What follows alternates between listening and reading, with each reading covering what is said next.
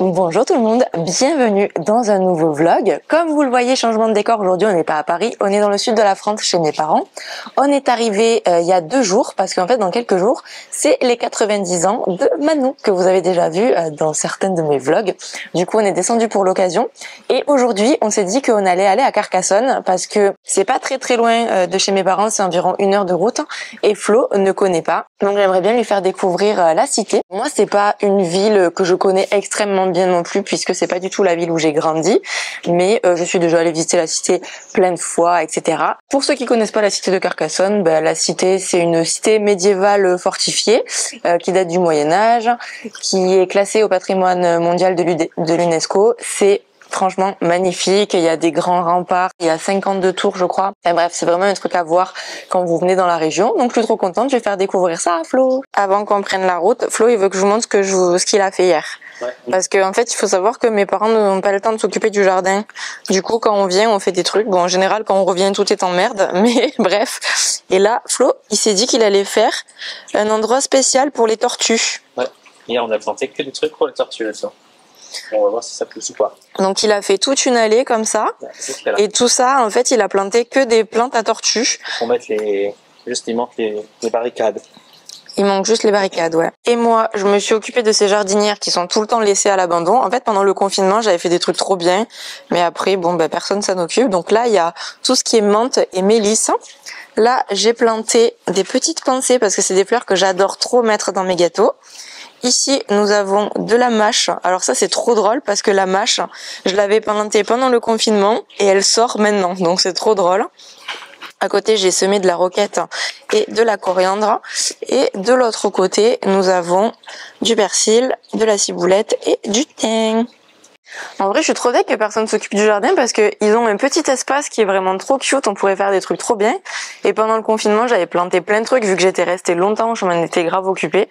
Mais bon, dès que je pars après, c'est laissé à l'abandon. Donc ça ne sert à rien. Sur ce, on va pas tarder à prendre la route. On en a pour environ 45 minutes, 1 heure. Mais avant ça, je vous invite comme d'habitude à vous abonner à la chaîne et à activer la cloche pour ne pas rater les prochaines vidéos et à mettre un petit like sous cette vidéo.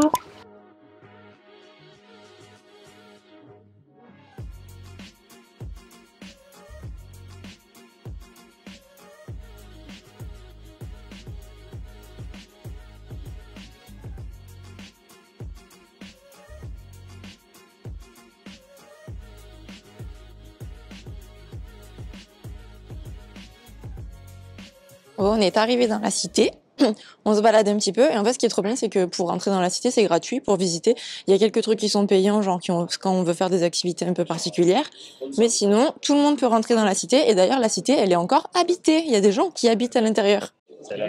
Est-ce qu'il y a le secret du prénom Marie? Bah oui, sûrement, il n'y a pas de secret Marie. Mais si, il y a des secrets. Est-ce qu'il va y avoir Florian? Oui. Je suis sûre il y aura que Florent.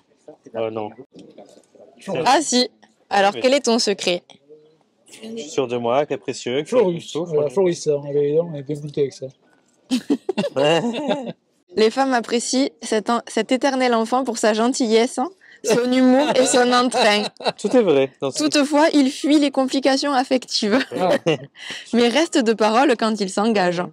C'est vrai, personne, tout le monde l'oublie ça. Regarde, Florian est un homme charmant. Bah oui, il est charmant. Il n'y a pas une faute de frappe là.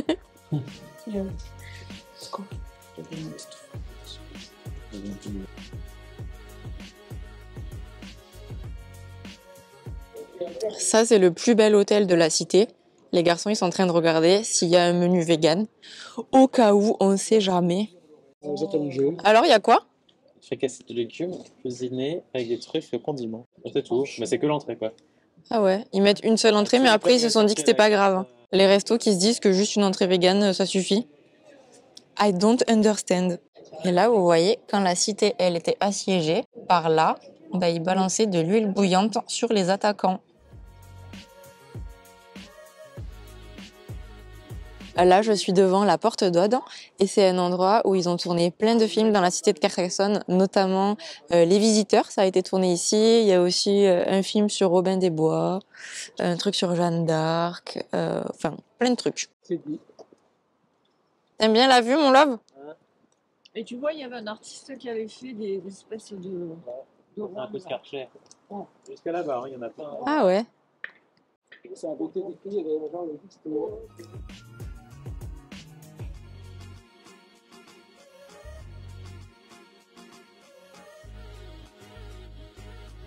Il est l'heure de déjeuner et vous vous demandez sûrement mais où est-ce qu'ils vont manger vegan à la cité de Carcassonne? Eh bien figurez-vous que j'ai trouvé un endroit où on peut manger du cassoulet vegan parce que le cassoulet c'est la spécialité du coin et c'est trop bien parce qu'ils font ce plat traditionnel en version vegan dans un petit resto qui s'appelle le Cachotier qui est directement dans la cité de Carcassonne. J'ai trouvé ça sur Apico, donc j'ai quand même prévu le coup, j'ai téléphoné hier pour réserver une table pour ce midi et il y avait de la place donc on y va.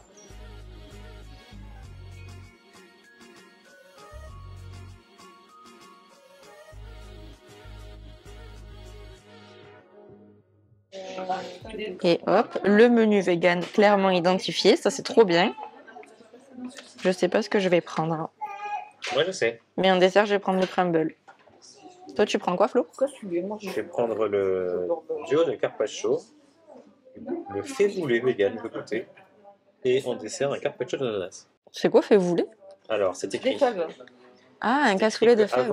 Avant le XVIe siècle, où les haricots blancs furent importés d'Amérique du Sud, les cassoulets étaient traditionnellement préparés à base de fèves. Donc, ils ont envie de refaire l'ancienne. Ok. Donc, du coup, c'est l'ancienne version. C'est la version médiévale du cassoulet. Ouais, toi, t'as qu'à prendre 4 si tu veux, comme ça on peut en comparer. Le tartare de tomates, trop beau. Bon, la tomate est pas de saison, mais bon. Et ça, c'est quoi? Carpaccio, courgette et betterave. T'es content? Et le pain. Toujours. Alors, ça, c'est papa qui a pris le parmentier. Maman, on est sur le burger. Flo, le févoulé. Ouais. Et moi, le cassoulet normal. Voyons. Patate douce plutôt. Ah oui, pas de tout, c'est ça qui est marqué. Bon appétit. Bon appétit. Et le dessert, carpaccio d'ananas avec un sorbet cassis et un petit crumble pomme myrtille avec sorbet cassis.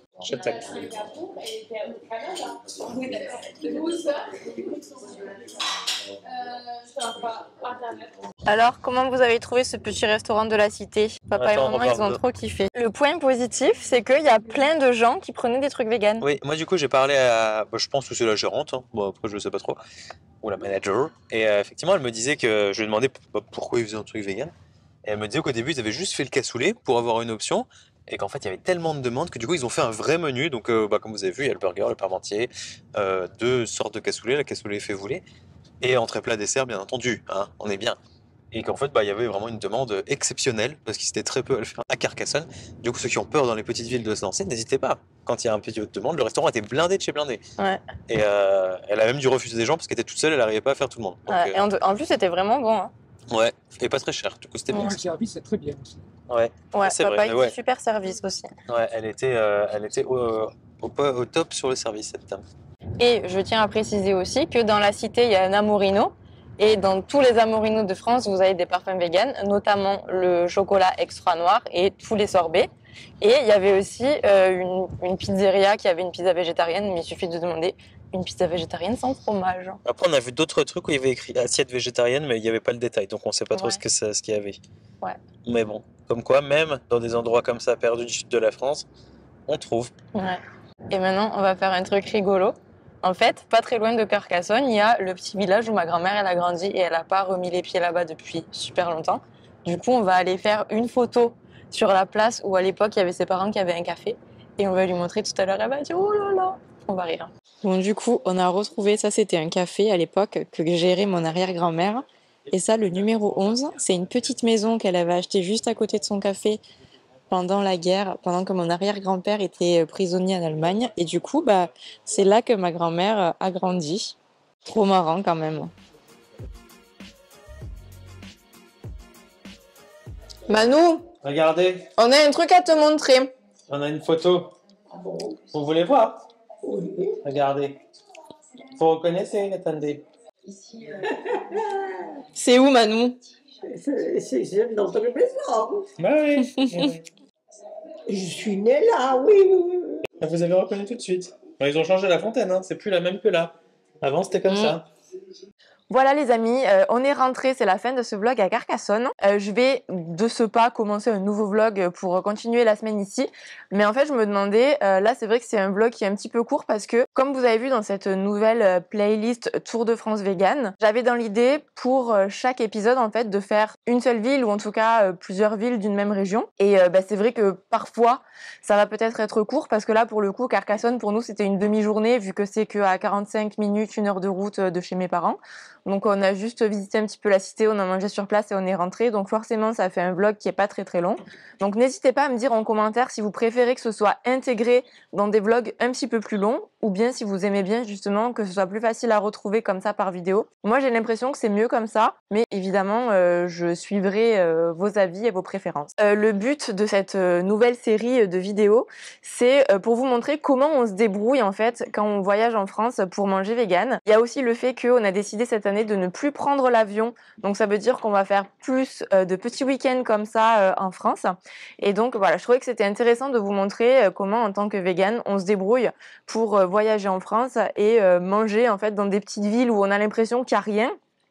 Parfois c'est vrai qu'il n'y a rien parce que en effet en restauration le véganisme c'est pas forcément très développé, c'est pas forcément très connu quand on part dans des villes un petit peu reculées. Je me suis dit que c'était quand même sympa de voir comment on s'organise, comment on procède, qu'est-ce qu'on trouve ou qu'est-ce qu'on ne trouve pas. Pour l'instant, ça a été assez facile puisque Nancy, il y a quand même quelques options. Même si c'est pas l'abondance d'options végétales, on se débrouille toujours.